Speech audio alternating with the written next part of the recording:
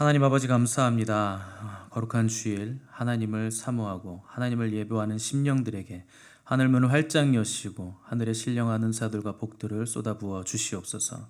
특별히 시간 말씀의 영으로 우리를 붙들어 주시옵소서. 예수님의 이름으로 기도드렸습니다. 아멘. 자, 오늘은 거룩은 성도를 춤추게 한다. 거룩은 성도를 춤추게 한다라는 제목으로 우리 하나님 말씀 함께 나누도록 하겠습니다. 오늘 본문에서 보니까 아브라함이 그토록 기다리던 이삭이 이제 드디어 출생을 했습니다. 우리가 아브라함을 지금 13번째 지금 보고 있는데 13번째 만에 드디어 이삭이 출생하게 된 것입니다. 이 일은요, 하나님께서 반드시 이루겠다고 말씀하신 것이고 그 약속하신 바를 이루시기 위해서 하나님께서 이미 모든 과정을 끝내놓으신 일이었습니다. 아브라함은 지금 소돔 전쟁 이후에 이제 유명해진 상태였고 또 유목민이지만 가나안에서 점차 자기의 그 세를 점점 넓혀가고 있었기에 아마도 이 기적적인 출생에 대한 소문이요 이 지역 전체로 빠르게 퍼져 나갔을 겁니다. 이미 100세가 된 아브라함과 90세가 된 사라에게 아이가 생겼다. 이런 듣도 보도 못한 출생 이야기로 이 가나안 지역 전체가 떠들썩했을 겁니다. 아무것도 모르는 사람들은 야, 신기하다, 어떻게 그런 일이 일어날 수가 있을까 이렇게 생각했겠지만 성경은 이 기적의 원인을 아주 정확하게 제시하고 있습니다. 우리 1절 2절을 한번 읽어보겠습니다. 1절 2절 시작. 여호와께서 말씀하신 대로 사라를 돌보셨고 사라에게 행하셨으므로 사라가 임신하고 하나님이 말씀하신 시기가 되어 노년에 아브라함에게 아들을 낳으니. 아멘. 1절에서 말씀하신 대로 두 번이 반복되고 2절에서 말씀하신 시기가 되어 이렇게 반복하고 있습니다. 자, 이 기적의 원인은요 단 하나, 하나님의 말씀이었습니다. 하나님의 말씀은요 모든 기적의 원인입니다. 하나님의 말씀이 창조의 원인입니다. 하나님이 있으라 하면 그것은 그냥 있는 겁니다. 없으라 하면 없어지는 겁니다. 하나님의 말씀은 사람의 말과는 달라서 선포되는 그 순간에 이미 현실로 이루어지는 것입니다. 그러니까 하나님께서 말씀하시는 순간 그 타이머가 이렇게 돌아가기 시작하는 겁니다. 우리는 시간 안에 갇혀 있기 때문에 언제 이루어집니까? 왜 안 되는데요? 이렇게 얘기하지만 하나님은 시간 밖에 계신 분이기 때문에 이미 다 이루어진 일입니다. 과거도 하나님께는 현재고 미래도 하나님께는 현재고 현재도 여전히 하나님께는 현재여서 시간 밖에 계신 분에게 시간은 의미가 없기 때문입니다. 또한 하나님의 말씀은 이랬다 저랬다 하는 말씀이 아닙니다. 그분의 말씀은 변하지 않습니다. 진리는 변하지 않는 겁니다. 진리는 일관성이 있고요, 변하지 않고요, 영원한 겁니다. 그래서 믿음이란 끝까지 일관성이 있는 겁니다. 그게 믿음이에요. 내 생각대로 뭐가 되는 것 같으면 좋았다가 교회 열심히 나왔다가 내 생각과 다른 것 같으면 또 실망하고 또 잠수 타고 이렇게 왔다 갔다 하는 게 아닙니다. 세상은 변화해야 된다, 다채로워야 된다 이렇게 주장을 합니다. 근데 여러분, 변화무쌍한 건 결코 좋은 게 아닙니다. 여러분, 동물들 중에 변화무쌍한 동물들은요 오래 못 삽니다. 그 보호색이 있는 동물 치고 장수하는 거 보셨습니까? 카멜레온 같은 게 장수한다는 소리 못 들어보셨죠? 장수하는 생물들 잘 보십시오. 거북이, 두루미, 학 이런 종류들은요 보호색이 없습니다. 거북이는 그냥 거북이고 두루미는 그냥 두루미고, 한 가지 컬러를 가지고 있는 동물들이 오래 삽니다. 사람도 마찬가지입니다. 믿음은 변하지 않는 겁니다. 변색하지 않는 겁니다. 여기 붙었다 저기 붙었다 하는 사람도요 그 세상에서도 오래가지 못합니다. 배신하지 않고 한 길 가는 사람이 오래가는 겁니다. 그럼 어떻게 믿음은 변하지 않을 수 있는가? 이게 명확한 기준이 있기 때문에 그래요. 그 기준이 없기 때문에 사람들이 왔다 갔다 하고 변하는 것이거든요. 변하지 않는 이유는 명확한 기준이 있기 때문에, 기준이 있으니까 유동하지 않고 내적으로도 강한 겁니다. 신자의 기준은요 언제나 말씀입니다. 말씀에 붙어 있어서 평생 한 길을 고집하면서 가는 것이 바로 신자의 삶이고 신자의 인생인 겁니다. 이 진리 되신 말씀을 붙잡는 방편으로 예수님 우리에게 주신 것이 있는데 바로 교회입니다. 혼자 힘으로는요 말씀대로 사는 게 거의 불가능합니다. 이를 악물고 악전고투한다고 해도 혼자서 견고한 믿음 가지기는 매우 어렵습니다. 요새 여러분 코로나 때문에 이제 집에서 온라인 예배를 드린다 하면서 온라인 예배를 드려보신 분들은 아실 겁니다. 첫날은 옷을 갖춰 입고 드리죠. 두 번째 주는 추리닝을 입고 드립니다. 세 번째 주는 자다가 일어나서 겨우겨우 드리고, 네 번째 주는 밥 먹으면서 드리고, 그 다음 주는 예배 중간에 택배 오면 택배도 받고, 뭐 안 사왔네 그럼 뭐 사러 나갔다 오고, 점점 이렇게 와야 되는 겁니다. 여러분 이를 악물고 악전고투해도요 혼자서 견고한 믿음 가지기 매우 어렵습니다. 예배 의식 하나 지키기도 힘든 거예요. 사탄은요 우는 사자처럼 삼킬 자를 찾습니다. 자, 먹잇감 1호는 누구일까요? 무리에서 떨어져 나온 짐승입니다. 이게 먹잇감 1호예요. 그래서 가장 불쌍한 존재는요 우리 안에 들어있지 않은 양입니다. 목자 대신 예수님이 이끌어 주시는 교회가 있는데 스스로 목자 없는 양처럼 우리가 사서 고생할 필요가 없는 거예요.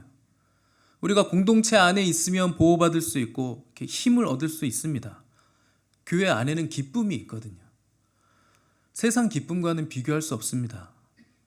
그 세상의 기쁨은 오래 가지도 못하고 세상의 기쁨은 자기에게 이익이 될 때만 서로 간에 기쁨을 나누는 경우가 많습니다. 그리고 일관성도 없습니다.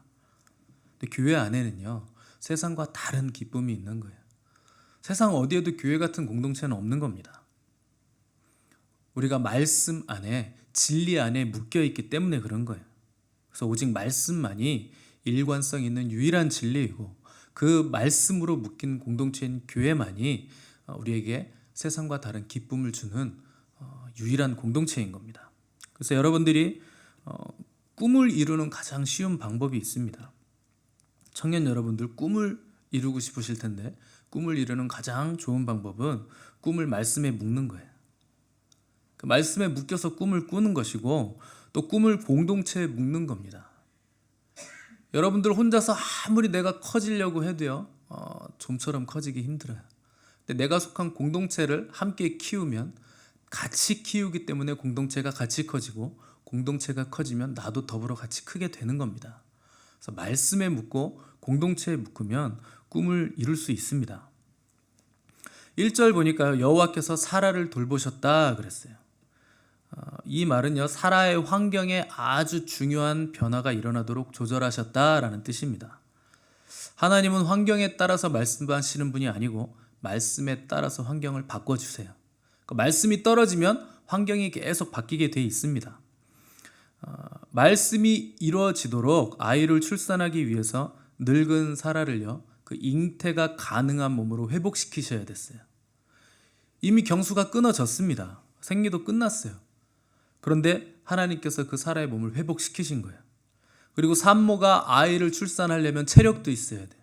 그래서 출산할 체력도 주시는 겁니다.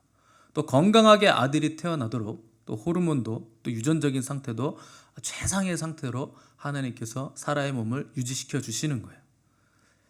이런 경우들이 성경에 종종 등장합니다. 모세는 자기 입으로 인생이 70이요 강건하면 80이라 그랬어요. 우리 시대는 지금 100세 시대죠. 근데 성경 모세가 살았던 그 시대보다 저희가 더 오래 살고 있는 거예요. 그때는 70 아니면 80, 강건해야 80까지 산다고 모세가 그랬습니다. 근데 정작 모세는요 120살까지 살았어요. 그런데 120세까지 눈이 흐려지지 아니하였다 그랬습니다. 아주 건강했다는 겁니다. 모세가. 그의 몸을 하나님께서 이렇게 붙들어 주신 거예요. 사라도 하나님이 돌보시니까 90세 생리가 끊겼는데 아기를 낳을 수 있는 몸으로 변화된 것입니다. 그 기적이 일어난 거예요. 그런데 가장 중요한 변화는요. 사라의 영적인 방향이 의심에서 믿음으로 바뀐 겁니다. 하나님이 이렇게 바꿔주신 거예요. 믿음이 사라지면, 믿음이 약해지면요, 여러분 의심이 생깁니다. 의심이 생기면 그때부터 두려움이 생기고요. 그래서 의심과 두려움은 한 쌍이에요. 믿음이 사라지면 의심과 두려움이 패키지로 옵니다. 그래서 하나님이 사라의 의심을 믿음으로 바꿔주신 거예요. 우리는 지금 그리스 로마 시대 교육을 받고 공교육을 받고 있죠. 그래서 이 시대는요, 의심하는 자가 똑똑한 사람으로 평가받는 시대입니다. 이 공교육이요, 우리나라 교육이 아니고 그리스 로마 시대 헬레니즘 교육입니다. 이걸 그레코 로만 시대라고 합니다. 그래서 우리가 받는 교육은 그레코 로만 교육의 산물이에요. 교육을 많이 받을수록 사소해 보이고 작은 것들을 다 의심하라는 거예요. 그래서 아무도 의심하지 않는 사소한 것까지 의심해서 답을 찾는 사람을 우리가 지식인이라 이렇게 불러주고 있는 겁니다. 왜 그런가? 이 헬레니즘, 그리스 철학, 또 그레코 로만 교육 사고의 특징이 의심에 있기 때문에 그렇습니다. 근데 히브리적 사고를요, 헤브라이즘이라 그래요. 이 문명을 헤브라이즘이라고 하는데, 헤브라이즘의 특징은 의심이 아니라 믿음입니다. 그러니까 히브리의 문화의 특징은 믿음인 거예요. 헤브라이즘에서는 의심하는 자는 바람에 밀려 요동하는 자들인 거예요. 성경은 그것을 악인이라고 부릅니다. 의심하는 자는 악인이다 이렇게 부르는 거예요. 그래서 악인은 그렇지 않으며 오직 바람에 나는 겨와 같도다. 자, 사라도 하나님의 말씀을 의심하던 사람이었는데 하나님이 사라를 잘 돌보시니까 의심에서 믿음으로 바꾸어 주신 것입니다. 이것이 가장 놀라운 사라의 변화예요.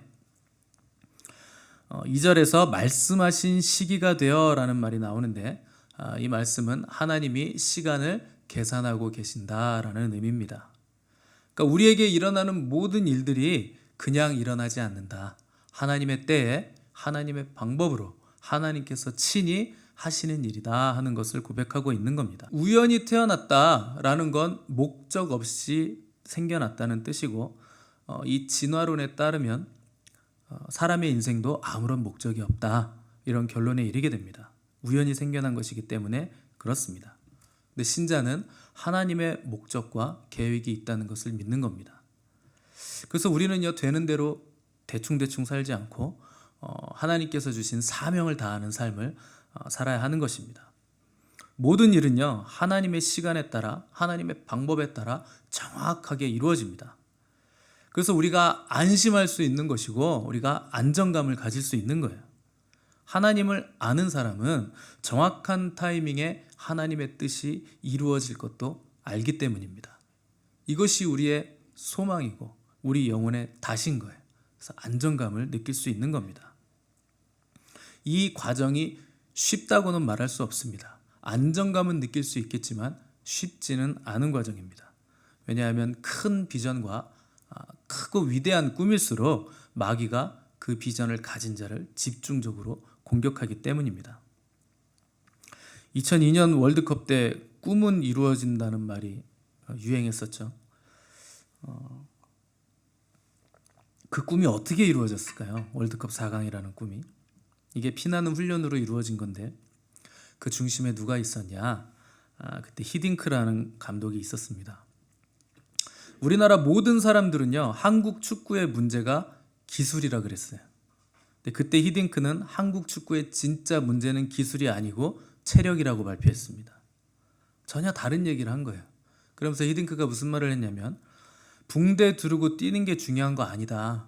한국 축구 선수들의 기술은 현대 축구를 치르기에 이미 충분하다. 양발을 이렇게 잘 쓰는 선수들이 별로 없다. 90분 동안 쉴 새 없이 뛰지 못하거나 자신이 가진 체력을 효과적으로 분배해서 쓰지 못하는 체력이 한국 축구의 진짜 문제다. 오히려 이를 악물고 뛰는 투지와 정신력만 높이 쳐주는 것이 이 나라 축구의 문제다. 축구는 정신력도 중요하지만 정신력으로 뛰는 게 아니라 체력으로 뛰는 거다. 이렇게 촌철살인 같은 그 기사를 남겼습니다. 이게 국가적으로 엄청난 논란이 일었습니다. 이 사람들은요, 유럽에서 날아온 감독이기 때문에 유럽 특유의 그 기술력을 바라고 있었던 거예요.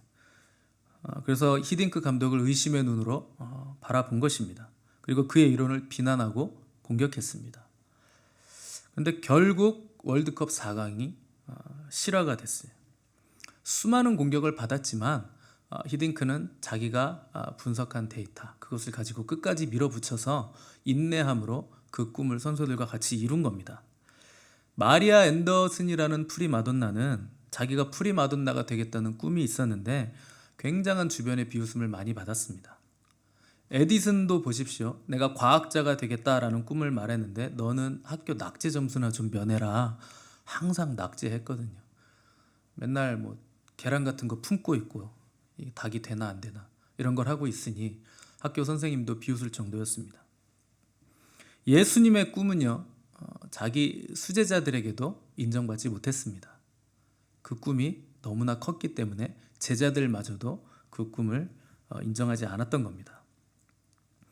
여러분, 꿈이 크면 클수록 공격을 받습니다. 크면 클수록 더 거센 공격을 받아요. 말씀의 씨앗은요, 공격을 당하게 돼 있습니다. 하나님의 말씀은 반드시 이루어지지만 그 과정에서 이 말씀의 씨앗은 공격을 당하게 돼 있습니다. 유혹이 공격할 수 있고, 또 근심이 공격을 가할 수도 있고, 또 악한 자가 와서 받은 말씀을 빼앗아 가기도 한다고 주님이 씨 뿌리는 자의 비유에서 정확하게 말씀을 하셨습니다. 왜 악한 자가 와서 말씀을 빼앗아 갈까요? 그 받은 말씀을 귀하게 여기지 않고 우습게 여기니까 빼앗기는 겁니다.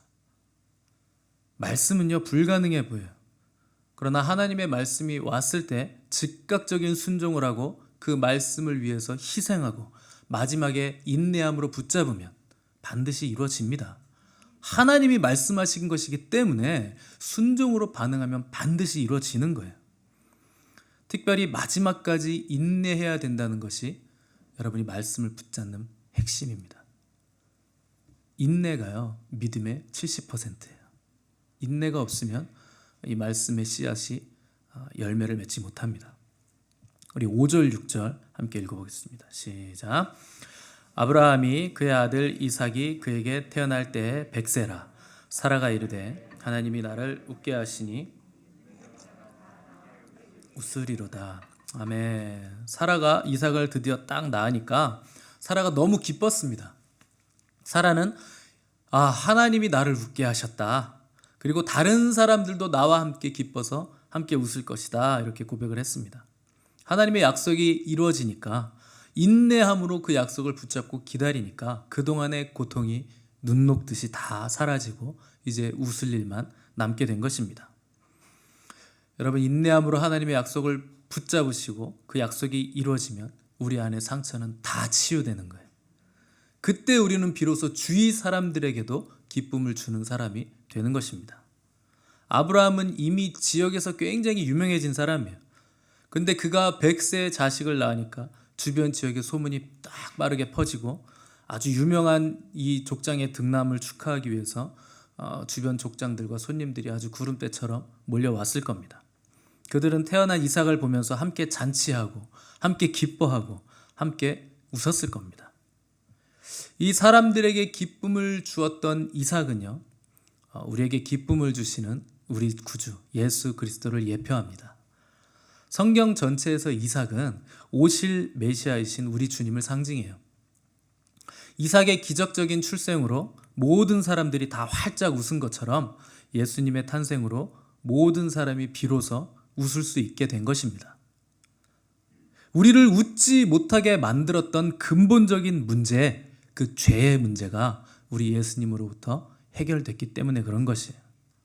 그래서 모든 사람이 비로소 진정한 웃음을 웃을 수 있는 기회가 열린 것입니다. 여러분, 그래서 올해 성탄절에는 우리가 모든 사람이 즐겁게 웃으면서 주님을 찬양할 거예요.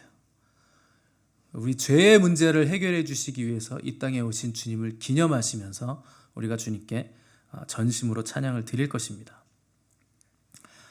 그런데 많은 크리스찬들이 웃을 수 있게 됐는데 계속 십자가만 바라보면서 울기만 하세요. 여러분, 십자가는 귀한 것입니다. 놀라운 능력의 십자가예요. 그러나 그 우리 믿음 중에 핵심 중에 하나가 십자가지만 십자가는 우리 믿음의 출발점이에요. 거기 머물러 계시면 안 됩니다. 울고만 계시면 안 돼요. 주님은 무덤 속에 계시지 않습니다. 그분은 부활하셨어요. 그래서 우리는 더 이상 울고만 있는 신앙이 아니라 이제 정결한 신부로 준비되는 것에 초점을 맞추셔야 됩니다. 왜냐하면 신랑 되신 우리 주님께서 곧 다시 오실 것이기 때문에 그래요. 정결한 신부로 준비되는 것에 초점을 맞추고 기쁨으로 주님을 기다리는 사람만이 주님이 오시는 그 혼인잔치의 기쁨으로 그 예식에 참여할 수 있는 것입니다. 이 이삭의 출생으로 아브라함과 사라가 하루하루 기쁨으로 살던 어느 날, 이제 이삭이 젖을 때는 나이가 되어 잔치를 하게 됐습니다. 젖을 때는 나이가 보통 3살입니다. 자, 이스마엘이 이삭보다 14살이 많았으니까 이때 잔치 때 이삭은 3살, 이스마엘은 17살 때 이제 잔치가 열리게 된 것입니다. 당시에 17살이면요, 아내를 얻어서 가정을 꾸려도 당시엔 이상하지 않을 나이입니다.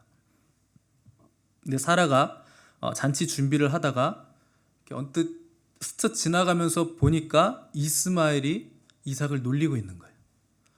여기서 놀리다라는 히브리어가 차하크인데 이건 조롱하다, 희롱하다라는 뜻입니다. 이 차하크라는 단어가 어디 쓰였냐면 삼손이 블레셋에 잡혀서 눈이 뽑혀 잡혀 있을 때 블레셋 사람들이 삼손을 불러서 우리 제주 부리는 놀이를 시키자 했을 때 이 놀이가 차하크입니다. 아주 조롱하고 사람을 못살게 굴면서 비참하게 만드는 지경이 차하크라는 단어입니다. 그러니까 이스마엘은요, 굉장히 호전적인 성격을 가지고 있어요. 그러니까 사라가 보기에 이스마엘이 이삭을 놀리는 걸 보니까 제가 나중에는 이삭을 죽일 수도 있겠다라는 생각이 들 정도로 심하게 괴롭혔던 겁니다. 여러분, 90세에 낳은 내 눈에 넣어도 아깝지 않을 피 같은 자식을 그렇게 놀리는 걸 본 사라가 얼마나 분노했을지 상상을 해보십시오. 여자의 분노는 무섭습니다. 어느 정도로 무서운가? 여러분들이 길을 가다가 새끼 곰 한 마리를 발견했는데 곰이 굉장히 귀여워요. 근데 내가 나무에 오르다 떨어지고 계속 그러고 있는 거예요. 이게 재밌으니까 여러분들이 주워가지고 나무에 올려놨는데 떨어지고 또 올려놨는데 또 떨어지는 거예요.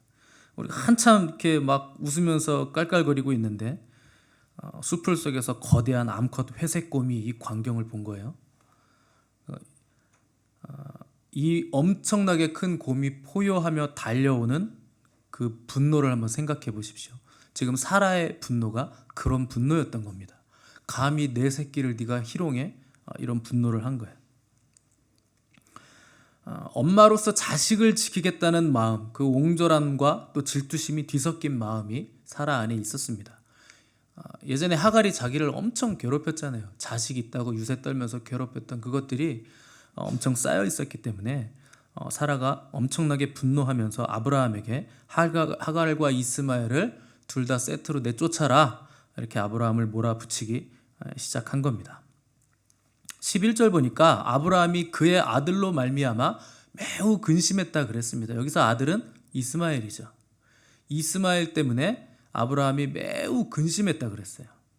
왜 그랬을까요? 아브라함은 이삭 못지않게 이스마엘도 사랑했기 때문에 그렇습니다. 이스마엘은 어렸을 때부터 아브라함의 기쁨이었어요. 이삭을 낳기 전엔 아브라함의 기쁨이었습니다. 그리고 한때는 이스마엘을 자기 후계자로 삼으려고도 생각했을 만큼 아브라함은 이스마엘에 대한 부성애가 있었습니다. 또 당시에는 주인에게 자식을 낳아준 여종을 함부로 추방하면 안 됩니다. 그렇게 하지 않으면 수많은 여종들이 자식들만 낳아주고 다 버려질 것이기 때문에 법으로도 그건 안 되는 거예요. 아브라함은 이삭도 사랑했지만 이스마엘도 사랑했기 때문에 그 누구도 상처받기를 원하지 않았습니다. 영어 성경에서는요, 아브라함이 이때 극도의 스트레스를 받았다라고 스트레스라는 단어를 썼습니다. 그러니까 아브라함이 굉장히 고민이 많았던 거예요. 그래서 아브라함이 결정을 못하고 갈팡질팡하고 있으니까 하나님께서 이 상황을 정리를 해 주십니다. 12절 13절 우리 함께 읽어보겠습니다. 12, 13절 시작. 하나님이 아브라함에게 이르시되 내 아이나 내 여종으로 말미암아 근심하지 말고 사라가 내게 이른 말을 다 들으라. 이삭에게서 나는 자라야 내 씨라 부를 것임이니라. 그러나 여종의 아들도 내 씨니 내가 그로 한 민족을 이루게 하리라 하신지라. 아멘. 하나님은요, 우리가 쩔쩔맬 때, 어렵고 힘들 땐 반드시 찾아오십니다. 우리의 잘못과 실수 때문에 일어난 일이라고 해도 하나님은 찾아오세요. 그리고 그것을 해결해 주십니다. 그분이 우리 아버지시기 때문에 그래요. 자, 아브라함을 찾아오신 하나님이 야, 너 사라의 말대로 이스마엘하고 하갈 다 내쫓아라. 이렇게 결정을 해주십니다. 이게 인간적으로 생각하면요, 너무 매정한 말씀이에요. 그러나 이삭을 통해 이룰 하나님의 계획이 너무도 크고 위대했기 때문에 문제의 불씨가 될 소지가 있는 이스마엘을 남겨두어서는 안 된다 하는 것이 하나님의 결정이었습니다. 여러분의 인생에 말씀을 가로막을 불씨가 되는 것들은요, 여러분 반드시 결단하고 끊어버리시기 바랍니다. 그렇지 않으면요, 그 끊지 않은 그 일이 두고두고 우리의 발목을 붙잡습니다. 하나님께서 쫓아내라 이렇게 하신 것을 봤을 때 이스마엘은 이삭을 상습적으로 학대하고 핍박했던 것으로 보입니다. 그러니까 아버지 아브라함의 사랑을 이스마엘이 원래 독차지하고 있었어요. 근데 이삭이 태어나니까 질투와 분노에 사로잡혀서 이삭을 못 살게 굴었던 겁니다. 아무것도 모르는 어린 이삭이 이스마엘에게 핍박과 학대를 어렸을 때부터 계속 받는다면 분명히 상처가 생기고 인격적으로 병들 것이기 때문에 하나님은 이삭과 이스마엘을 분리시켜라 이렇게 결정을 하신 겁니다. 근데 아브라함은요, 차마 자기 입으로 말하기가 힘들 정도로 미안하고 아마 안쓰러웠을 겁니다. 그런데 하나님의 말씀에 순종해야만 했습니다. 14절 보십시오. 아브라함이 아침에 일찍이 일어나 떡과 물 한 가죽 부대를 가져다가 하갈의 어깨에 메어주고 그 아이를 데리고 가게 하니 하갈이 나가서 브엘세바 광야에서 방황하더니. 여기서 우리가 아브라함의 가장 큰 장점을 볼 수 있어요. 하나님이 말씀하시면 빠르고 분명하게 순종한다는 겁니다. 이게 아브라함의 가장 큰 장점이에요. 여러분, 믿음이 빠르게 자라는 사람들의 특징이 있습니다. 순종을 잘한다는 거예요. 근데 10년, 20년 흘렀는데 믿음이 자라지 않는 사람들은요, 말씀에 순종하는 것에 굉장히 게으릅니다. 굉장히 여유 있어요. 나중에 좀 이따 하지.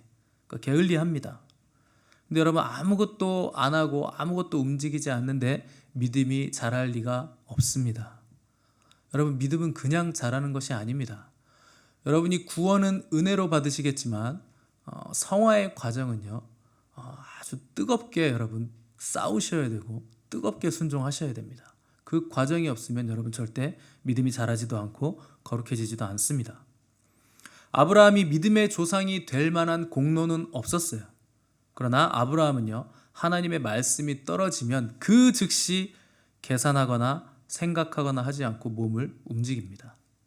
이게 순종의 진면목이고 믿음의 진면목인 거예요.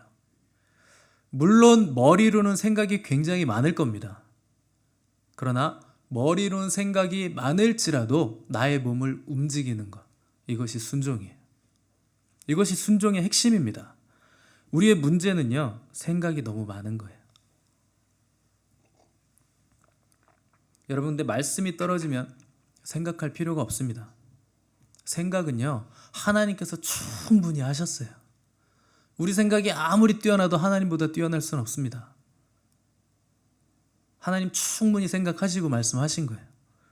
도저히 답이 안 나오는 상황이지만 하나님의 선하심을 믿고 내가 이스마엘을 돌보는 것보다 하나님이 더 잘 돌봐주실 것이다 하는 것을 믿으며 순종하는 거예요. 저와 여러분의 순종이 빠르고 정확하기를 바랍니다. 아브라함이 빠르게 순종한 결과 하갈과 이스마엘은 정처 없이 이제 광야로 내어 쫓겼고 브엘세바 광야에서 방황하게 됐다고 했습니다. 이 브엘세바 광야는요, 아브라함이 있었던 헤브론의 그 남쪽이에요. 그러니까 하갈이 어디를 지금 향하고 있느냐? 그녀의 고향인 이집트 쪽으로 방향을 잡고 갔다 하는 겁니다. 그런데 광야하다 보니까 방향 감각을 잃었어요. 그래서 광야에서 길을 잃었고 설상가상으로 물까지 이제 떨어지게 됩니다. 그러니까 이스마엘이 먼저 기진맥진해서 쓰러져 버려요. 하갈이 이스마엘을 덤불 아래에 두고 멀리 떨어져서 내가 아들 죽는 건 내 눈으로 못 보겠다 하면서 멀리 떨어져서 그 아들을 멀찌감치서 바라보는데 아마 그 하갈의 눈에서 피눈물이 솟구쳤을 겁니다. 하갈이 대성통곡을 하자 이스마엘도 그런 어머니를 멀리서 보면서 누워서 같이 통곡하기 시작했습니다. 아마 이때 이스마엘은 내가 왜 이삭을 괴롭히고 학대해서 우리 엄마까지 여기서 나와 함께 죽게 만들었나 이렇게 후회를 했을 겁니다. 그런데 놀라운 것은요, 그 통곡과 울음소리를 우리 하나님께서 들으셨다는 거예요. 그리고 하나님께서 그 소리를 들으시고 하갈의 눈을 밝히셔서 바로 옆에 있던 샘물을 찾아내게 하십니다. 여러분, 아무리 어렵고 기막힌 상황에서도요, 하나님은 우리의 소리를 들으십니다. 사방이 우겨쌈을 당해도 올라올 수 없는 깊은 구덩이에 떨어져도 여전히 하늘은 우리에게 열려 있는 거예요. 하갈과 이스마엘의 울음소리를 들으시는 분이라면 우리의 기도 소리는 얼마나 더 들으시겠습니까? 아무리 깊은 절망의 이 구덩이에 빠졌어도 하나님은요, 우리를 그냥 들어서 옮기실 수 있으신 분이에요. 이것이 우리 소망입니다. 절망적인 상황에서는요, 할 수 있는 최선의 가능성 딱 하나만 붙들어야 돼요. 여러분, 극도의 절망의 상황에서 하나만 붙들 수 있다면 무엇을 붙들겠습니까? 하나님을 붙드시기 바랍니다. 피할 길도 하나님이시고 도울 분도 하나님이세요. 돈도 아니고 사람도 아니고 내가 가진 인맥도 아니고 어떤 인프라도 나를 도울 수 없습니다. 하나님만이 우리를 도우실 수 있는 분이세요. 이 황량하고 비통하고 절망적인 상황에서도 하나님이 예비해 놓으신 은혜의 샘물은요, 곳곳에 다 흩어져 있습니다. 하갈이 발견한 샘물은요, 거기 항상 있던 샘물이에요. 울고 있던 하갈 바로 옆에 그 샘물은 항상 있었습니다. 단지 하갈이 절망에 빠졌기 때문에 발견하지 못한 것뿐이에요. 절망은요, 우리의 눈을 가립니다. 그래서 그 샘물을 발견하지 못하게 만들어요. 기도가 왜 중요할까요? 기도가요, 우리의 눈을 열어주기 때문에 중요한 겁니다. 기도하면서 막혔던 문제의 맥을 발견하고 그걸 뚫어낼 수 있게 되는 거예요. 저는 기도하다가 번뜩이는 아이디어가 떠오를 때가 많습니다. 왜 그 생각을 못했을까? 이런 때가 많아요. 왜 기도하면서 그런 일이 많이 생길까요? 기도는요, 하나님과 우리를 연결시켜 주는 거예요. 기도하는 순간 하나님과 연결되고 하나님과 연결되면 하나님의 지혜가 우리에게 내려오는 겁니다. 그러면 그때부터는 절망이 희망으로 바뀌는 거예요. 갈증이 시원함으로 바뀌는 겁니다. 우리 20절과 21절 함께 읽겠습니다. 20절 21절 시작. 하나님이 그 아이와 함께 계심에 그가 장성하여 광야에서 거주하며 활 쏘는 자가 되었더니 그가 바란 광야에 거주할 때에 그의 어머니가 그를 위하여 애굽 땅에서 아내를 얻어 주었더라. 아멘. 하나님이 이스마엘도 큰 민족이 되게 해주겠다는 약속대로 그를 축복하셨습니다. 이 호전적인 이스마엘은요, 활 쏘는 자가 돼서 이집트 여인을 아내로 맞았다 그랬어요. 여기서 활 쏘는 자라는 말은 전쟁을 의미하고요. 이집트 여인이란 말은, 애굽 여인이란 말은 약속의 후손과는 멀어졌다라는 의미입니다. 성경은 아브라함이 이스마엘을 쫓아보낸 이 사건을요, 단순한 가정사가 아니라 영적으로 굉장히 중요한 사건으로 보고 있습니다. 우리 중요하기 때문에 갈라디아서 4장을 한번 찾아보십시오. 갈라디아서 4장 22절에서 24절.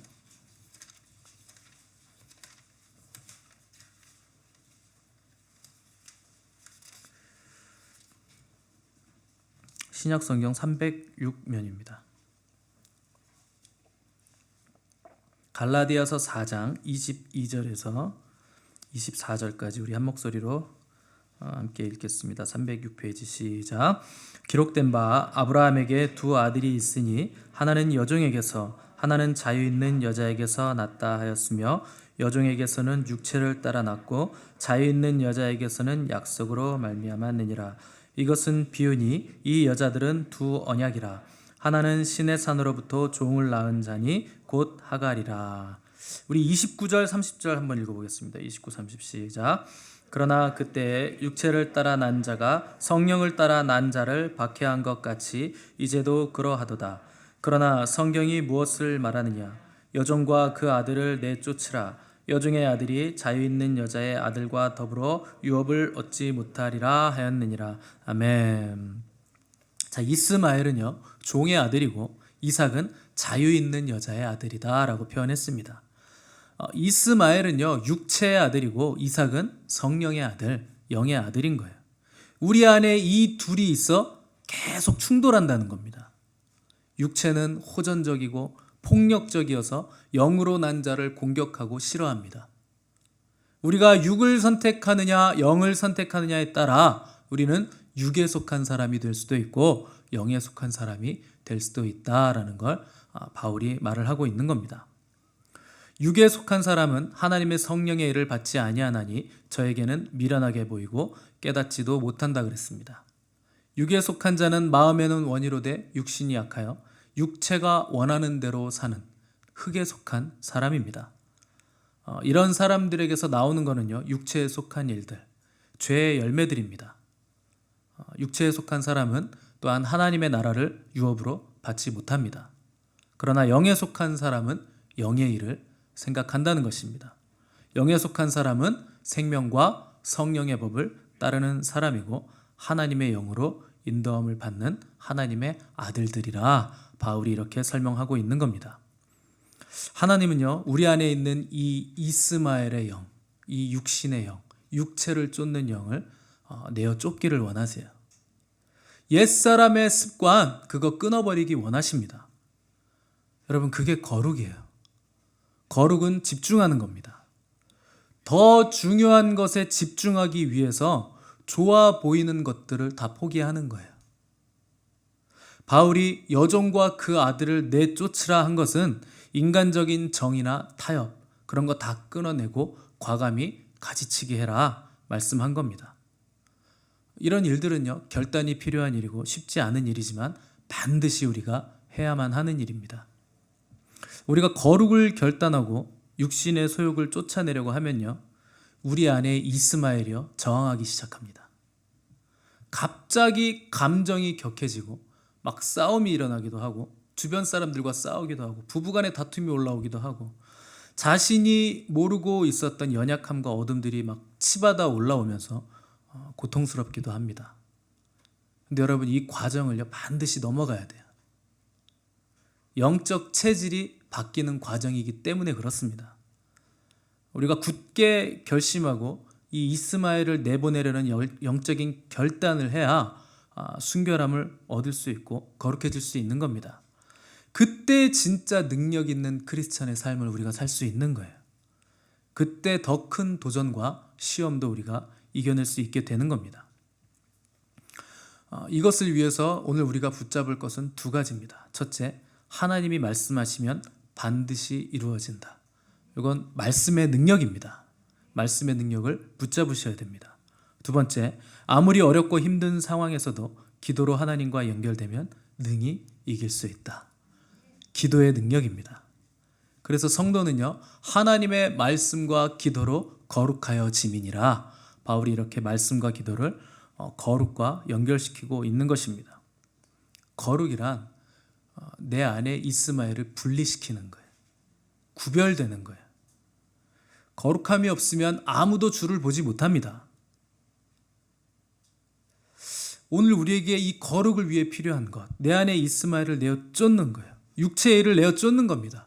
육체의 일은 현저하니 곧 음행과 더러운 것과 호색과 우상숭배와 주술과 원수 맺는 것과 분쟁과 시기와 분냄과 당짓는 것과 분열과 투기와 술 취함과 방탕함을 내어 쫓는 겁니다.